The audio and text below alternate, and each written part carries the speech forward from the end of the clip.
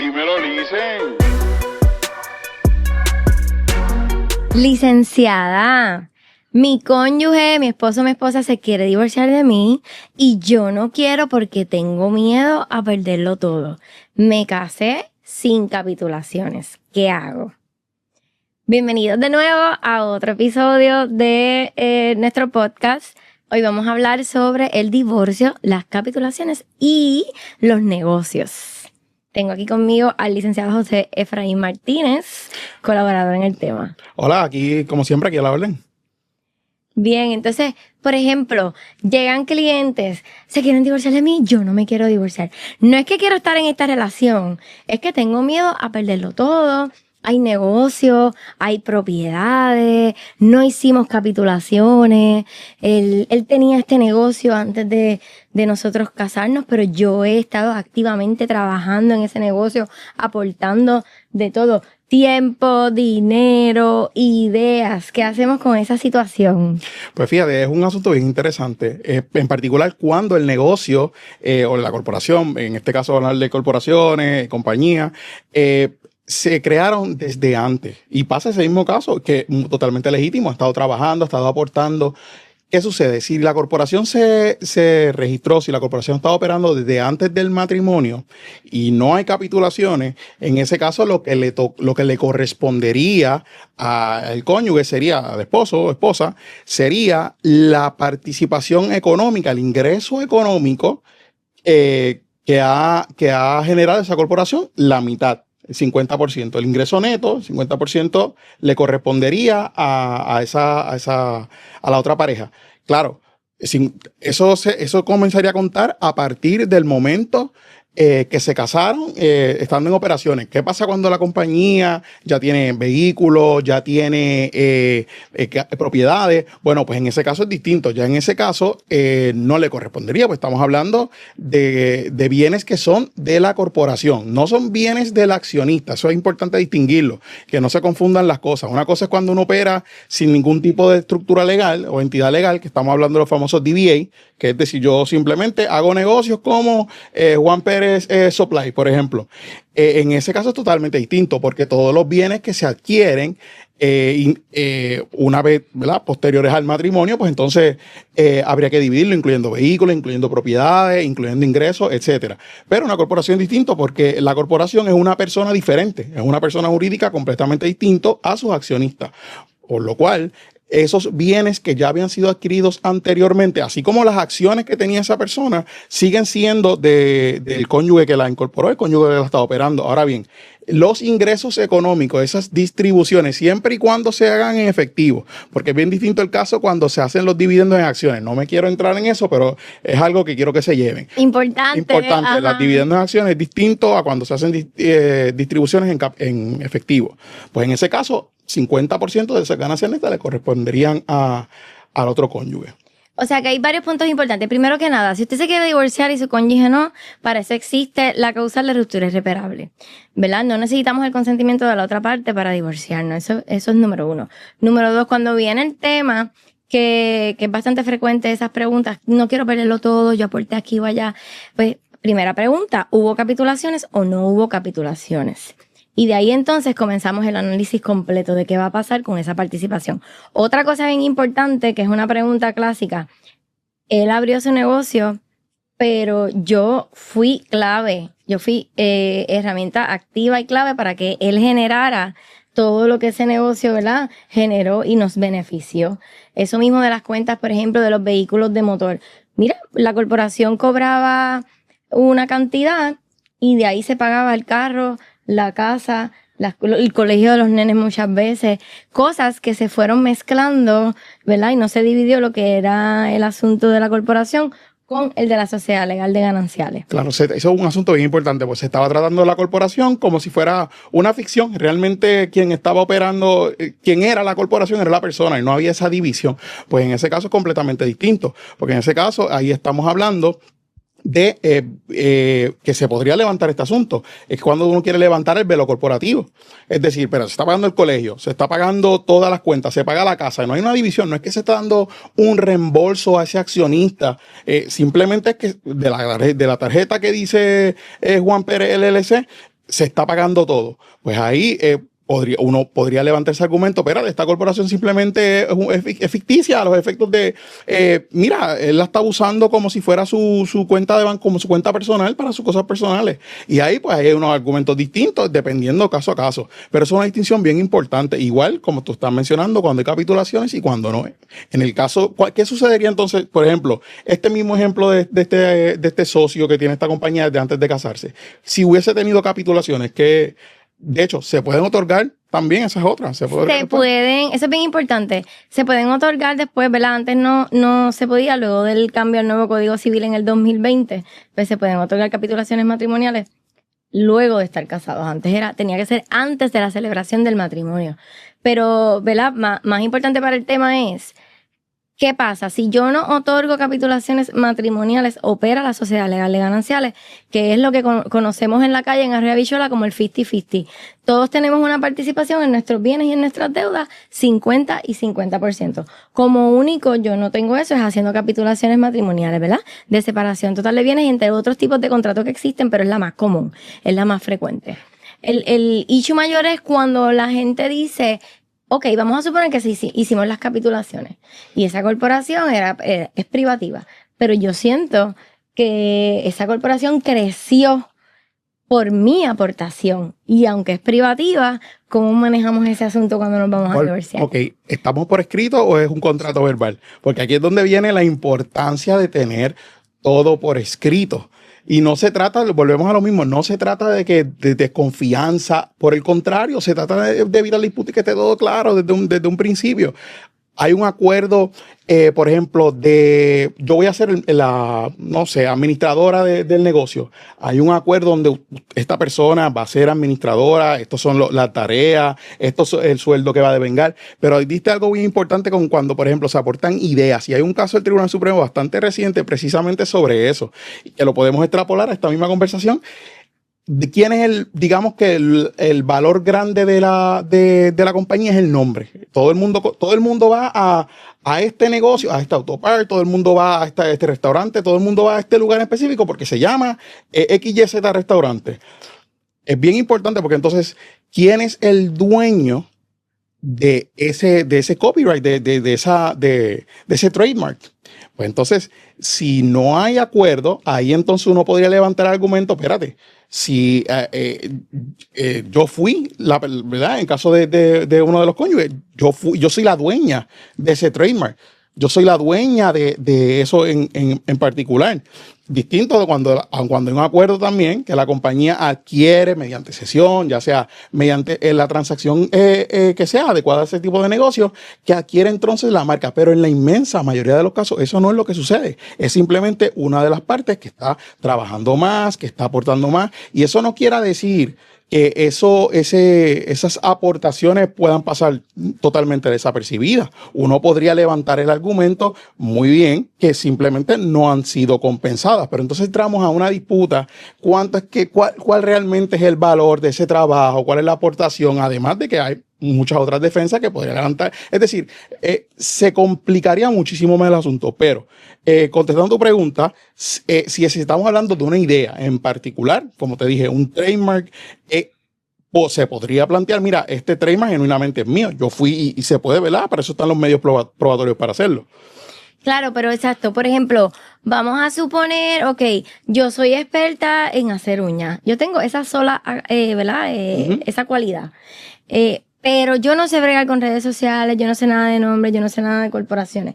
Y viene mi cónyuge y es el que me monta todo. Ahora tú te vas a llamar así, ahora este negocio lo vamos a correr de esta manera. Y realmente mi negocio hizo un boom y creció. Y yo genero ahora el triple de lo que yo generaba sola gracias a tu idea y gracias a tu aportación. Aunque la habilidad es mía. Entonces, ¿cómo le adjudicamos un valor a eso cuando nos vamos a separar?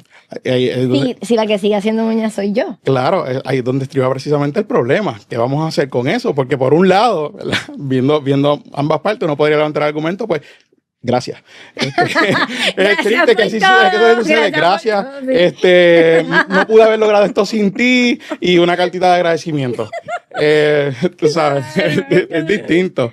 Digo, y por eso también es importante ser humano, ¿verdad? Y uno ser justo con las personas que compartieron años de vida con uno, ¿verdad? Y esto es más allá de un consejo legal, es un consejo humano. Hay que ser justo con quien aportó de alguna manera algo en nuestra vida. Claro. Pero legalmente hablando, Ajá, claro. realmente, ¿qué me toca? La cartita de gracias por todo. Gracias por todo. Fue Mira este bueno. bucket de flores. Aquí está.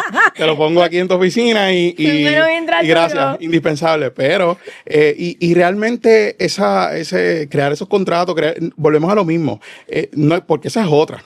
Y especialmente en asuntos familiares y cuando se tratan de pareja. Vamos a firmar esto, vamos a ir a un abogado para preparar. No. Eso tú no confías en mí, eso aquí hay un problema. Y pasa con las capitulaciones, no, que tú crees que ya a mí me interesa lo tuyo, que yo me quiero quedar con.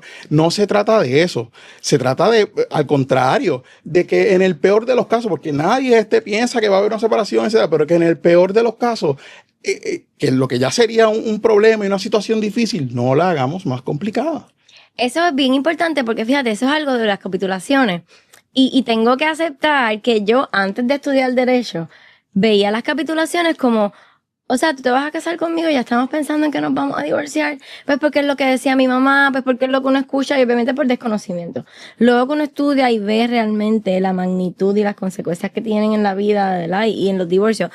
Y tomando en consideración las estadísticas de divorcio en Puerto Rico, es algo real. Nadie se casa para divorciarse, pero puede pasar. Y si pasa, ¿qué vamos a hacer? Esa es una conversación honesta, pero hay un tabú y hay una cosa cultural con que, y eso se ve en las Tú orientaciones. lo que quieres es lo mío. Tú quieres lo mío, a ti lo que te importa es el dinero. Ah, pues ya tú estás pensando en dejarte. O sea, que tú te vas a casar conmigo porque ya tú estás pensando que si esto no va bien, te recogiste las maletas y te fuiste. Claro, y genuinamente lo que hace es proteger a tu pareja. Correcto. Porque, por ejemplo, el caso de una desgracia que sucede un accidente de tránsito, por poner un ejemplo, y estas sociedades gananciales van contra los dos. Correcto. Una demanda civil, un cobro de dinero, un malpractice en algo. Estás separando a tu pareja, la estás protegiendo, incluso en las quiebras. Pero sí, en las capitulaciones matrimoniales se establece que yo me hago cargo de los alimentos de mis hijos. Eso es uno de los beneficios. Que yo respondo, ¿verdad? Por malpractice, por un accidente, fui negligente al conducir, me van a demandar, me van contra mí. Eso es bien importante. Y lo más importante y lo más bello de las capitulaciones es que no descarta la posibilidad de que podamos hacer un negocio juntos o adquirir bienes juntos. Claro. Lo podemos hacer, no lo descarta, pero nos protege de situaciones que nadie quiere pensar en ellas. Es como la muerte. Nadie quiere pensar ni en la muerte ni en el divorcio. Claro. Y son cosas que pasan todos los días. Claro. Todos los días. Entonces, claro, empezamos este proyecto juntos, emocionados, esta compañía, esta corporación, pensando que nunca nos íbamos a dejar, pero pasó. Claro. Quizás hay otras personas, esa es otra. En ese proceso no solamente ya somos la pareja, hay terceros, hay otras partes que están involucradas, en muchos casos hay empleados. Es algo que se puede complicar, que independientemente del tipo de negocio que uno esté operando, prever esas situaciones que son únicas en muchos casos, porque cada negocio, me gusta enfatizar, cada negocio es distinto y cada estructura que se hace para cada uno de ellos debe ser customizada, debe ser custom para ellos en particular. Pero ahora bien, te pregunto, en cuanto a lo que son las deudas de pensión alimentaria, volviendo a ese tema, porque eso es algo que las personas, que sucede mucho, y precisamente con el tema del divorcio y las deudas, pensiones alimentarias, ¿qué sucede en ese tipo de casos? ¿Cómo quién se queda con esas deudas cuando hay deudas anteriores? Pues mira, bien importante, la deuda de pensión alimentaria es del deudor, el deudor, ¿verdad? Yo tenía la obligación del pago de pensión alimentaria, yo me quedo con esa deuda. Eso es distinto a las demás deudas, ¿verdad? Si son gananciales o no, depende si había capitulaciones o no había capitulaciones. De hecho, la deuda de pensión alimentaria es la deuda que a la deuda que se le da un trato distinto a todas las demás deudas y que tiene unos efectos como, por ejemplo, podría conllevar cárcel, ¿verdad? Y no es por la deuda, y esto es algo que quiero aclarar, ¿verdad? Pero en arroz y habichuela, que para eso es esto, para que la gente lo entienda, sin ponernos muy técnicos. No es que yo voy preso por la deuda de pensión, yo voy preso por el desacato, por desobedecer la orden de alimentos del tribunal. Pero el efecto en arroz y habichuela es que por la única deuda en Puerto Rico que podemos ir presos es por la de pensión alimentaria. Pero en un divorcio yo me llevo mi deuda. No es que la voy a dividir en un 50-50 como la tarjeta de crédito, como el carro y como el préstamo. Entonces, si Ok, una persona que está en desacato al tribunal y que puede ir, ya, mira, tiene fecha para tal vista que te vamos, este día tú dices, mira, este cliente se va preso. ¿Hay alguna alternativa? ¿Hay algún remedio? ¿Hay algo que pueda hacer? Además de pagarlo, porque vamos a asumir que la persona, o sea, si debe 200, 300 mil pesos, que no sé si usted ha visto casos así, pero o sea, se trepan. ¿Hay algún remedio contra que esta persona no vaya a la cárcel? He visto tristemente deudas de más de $100,000 de deuda de pensión alimentaria. Si usted ya fue encontrado incurso en desacato por una deuda de pensión alimentaria, tienes que pagar la deuda. No matter what, la deuda la tienes que pagar, porque entre las cosas que van a pasar es que vas a terminar preso o vas a terminar arrestado. Tienes que pagar. ¿Qué puedo hacer? ¿Verdad? ¿Qué alternativas tengo? Primero, la de siempre. Vamos a llegar a un acuerdo con la otra parte. Vamos a buscar una forma de darle un pago significativo y hacer un plan de pago. Pero muchas veces ya la comunicación está tan rota entre las partes que eso no es posible. Pues, ¿qué puedo hacer? Puedo radicar una quiebra, por ejemplo. Y eso es bien importante que la gente sepa. No significa que no la vas a pagar. Tienes que pagar esa deuda dentro del plan de la quiebra. Y tener a la misma vez la pensión al día. Tienes que cumplir con los dos pagos porque eso es un requisito vital para que esa quiebra se mantenga activa. Pero es una opción. Es una opción que mucha gente no conoce, fíjate. Y yo puedo radicarla sola, yo como deudora, sin necesariamente que entre mi cónyuge, ¿verdad? Eso ya es un poco más complejo, pero más o menos para que la gente sepa que tienen alternativa y que esa es una de esas. La quiebra, entonces, la quiebra, ¿y dónde cómo uno hace eso? ¿Uno va al tribunal y dice está en quiebra? No, ¿Dónde se hace? Eso, ¿cómo funciona? Primero tienes que orientarte corriendo. La realidad es que nadie que deba pensión alimentaria debe andar por la vida por ahí como si nada estuviera pasando. Porque por eso es que llegamos a las deudas de $100 y pico mil. Y a nadie que le deban debe tampoco permitir que pasen los años y vengo 10 años después, moción de desacato y ya debe $100,000. Mira, si realmente esa persona no tiene para pagar, o va a terminar presa o va a terminar en una quiebra. Sí, y lo que Una quiebra federal, que eso es lo que me... Claro, tienes que orientarte con un abogado que vea quiebra corriendo, con un abogado de familia y con un abogado de quiebra. Con ambos o con uno que haga las dos cosas. Claro, y eso es una distinción bien importante porque a veces piensan que el abogado es como un médico generalista. Y no sé, o sea, los abogados de ordinario se enfatizan su práctica o dirigen su práctica en unos asuntos bien específicos. Nosotros no lo sabemos todo. Esa es la realidad. Y a veces llegan clientes y lo propio, lo adecuado, lo responsable. Mira, yo no trabajo esto, pero te voy a recomendar una persona que lo trabaja. Sí, eso es súper importante porque la gente piensa que nosotros sabemos todas las leyes de memoria número uno. Claro. Primero todas. Sí. Y segundo, de memoria y que te podemos decir al momento, mira, negativo. Nosotros nos especializamos, sabemos interpretar, leer, claro, buscar y tenemos, ¿verdad? Muchas formas de ayudar a las personas, pero todos no lo sabemos. Todos no lo sabemos. Es importante que sea una abogada de familia que a su vez también maneje quiebras, que es una práctica federal, porque en Puerto Rico tenemos ambas jurisdicciones. Así que eso es importante que se distinga. Que agoten todos los recursos y a la hora de buscar ayuda, pues busquen las personas que se dediquen a esos temas.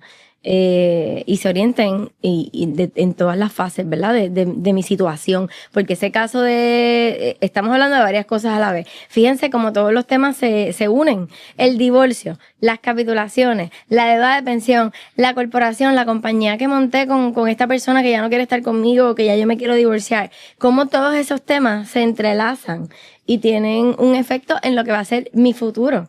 Así que lo más importante siempre es orientarse. Si yo no puedo llegar a un acuerdo con esta persona y yo soy pro, vamos a intentar hablar, vamos a intentar mediar. Si eso no es una opción, tienen que orientarse, corriendo. Claro, el mejor caso es que no se lleva. Vamos a tratar de resolverlo antes de entrar al tribunal. Sí, la peor guerra es la que no se pelea. Claro.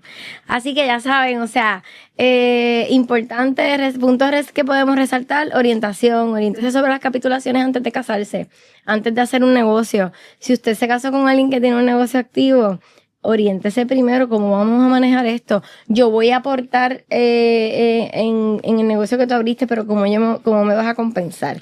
Que lo mismo pasa con casa. Fíjate que tuve un caso reciente donde la casa era de él, pero ella hace un préstamo de $50,000 para ponerla a set porque nos vamos a casar y esto no se va a acabar. Y esto es hasta que la muerte nos separe. Pues adivinen qué. Un año más tarde nos estamos divorciando. ¿Qué pasó con mis $50,000? ¿Qué pasó con mi aportación de la casa que era tuya? Por eso es que es importante, oriéntense antes de casarse, durante el matrimonio, antes de abrir un negocio. Claro. Paguen su pensión al día. No, claro, Sí. exacto, es que son temas que de ordinario son un tabú, las personas no quieren hablar esto dentro de la relación. Por X de razón, la cuestión económica o de cómo vamos a manejar esto o lo otro, volvemos a lo mismo, porque ya sea porque piensen que es desconfianza, por la razón que sea, pero es una conversación que tienen que tener y luego vayan donde su abogado que los ayude. Claro, ¿no? Y por último, para mí, no querer hablar del divorcio es el equivalente a no querer hablar de la muerte. Nos vamos a morir. Aquí todo el mundo se va a morir. Y el matrimonio, a lo mejor no nos divorciamos, a lo mejor duramos toda la vida, ojalá que sí.